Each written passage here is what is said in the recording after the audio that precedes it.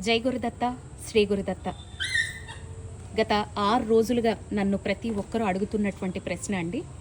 ఏం చేస్తున్నారు, ఎలా చేస్తున్నారు అని చెప్పేసి. నేను ఒక 7 రోజుల పాటు మా దేవాలయంలో ఉన్నటువంటి మేడి చెట్టు కింద 7 రోజుల పాటు సప్తాహ పారాయణ చేయాలి అనుకున్నా.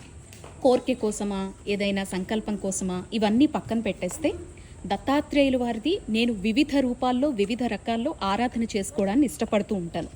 ఈసారి సమ్మర్ హాలిడేస్ కాబట్టి నాకు అవకాశం దొరికింది కాబట్టి ఒక మంచి సంకల్పం కోసం నేను స్వామివారి దగ్గర మేడి చెట్టు కింద ఎప్పుడూ చేయలేదు కదా దత్త, నాకు చెయ్యాలనిపిస్తోంది అని అప్పటికప్పుడు వైశాఖ పౌర్ణమి నాడు నిర్ణయం తీసుకొని మొదలు పెట్టేశానమాట. మీరు ఇక్కడ చూడొచ్చు, మీరు లాస్ట్ 6 డేస్గా చూస్తున్నారు కదండి. చెట్టుకి చక్కగా నేను నీళ్లు పోస్తున్నాను, చుట్టూ ఉండే ప్రాంగణాన్ని శుభ్రపరిచి కడుక్కుంటున్నాను, నాకు వచ్చినట్టుగా ముగ్గులు వేసుకుంటున్నాను. ఇలా స్వామివారి పటాన్ని ఇంటి నుంచే తెచ్చుకున్నాను అనమాట. స్వామివారి పాదుకలు కూడా నా దగ్గర ఉన్నాయి. సో దీపం పెట్టుకుంటున్న త్రిమూర్తి దీపం అనేది అన్ని పసుపు కుంకుమ అక్షతలు ఇవన్నీ నేను సిద్ధం చేసుకొని గంట నైవేద్యంకి ఏదైనా ఒక పండో ఫలమో, సో అర్చన కోసమని పుష్పాలు, ఇలా నేను చెట్టు దగ్గర సిద్ధం చేసుకుంటున్నాను అనమాట. చేసుకొని రోజు కూడా అష్టోత్తర శతనామాలతో పూజ చేసుకుంటున్నాను. పూజ చేసుకొని రోజు కూడా గురుచరిత్ర పారాయణ ఇక్కడే కూర్చొని చదువుకుంటున్నాను. తర్వాత శివకోటి కూడా ఇక్కడే రాసుకొని వెళుతున్నాను అనమాట. ఇలా నేను 7 డేస్ పాటు సప్తాహ పారాయణ అనేది పెట్టుకున్నా.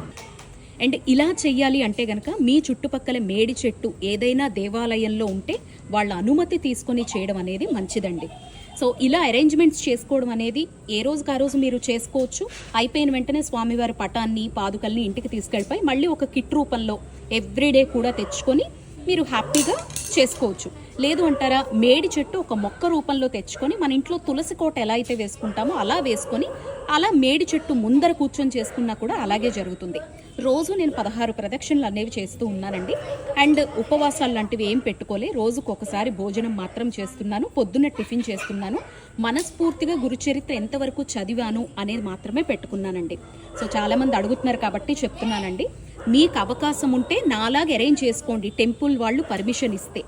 సో మీకు అవకాశం లేకపోతే కేవలం టెంపుల్లో స్తంభం దగ్గర లేదంటే ఆ వృక్షం దగ్గర దీపారాధన చేసుకోనో లేదా 2 అగరబత్తులు వెలిగించో ఒక ఆసనాన్ని మాత్రం ప్రతిరోజు తెచ్చుకొని చక్కగా గురుచరిత్ర చదవడం మాత్రం పెట్టుకోండి. మనసులో కూర్చొని మానసికంగా స్వామివారికి అన్ని పూజ చేసినట్టుగా భావించండి. సో ఇదండి, గత కొన్ని రోజులుగా చాలామంది అడుగుతున్నారు కాబట్టి మీతో షేర్ చేసుకున్నాను. ఇంకా కోర్కెలు తీరకపోవడం అనేది మన కర్మ.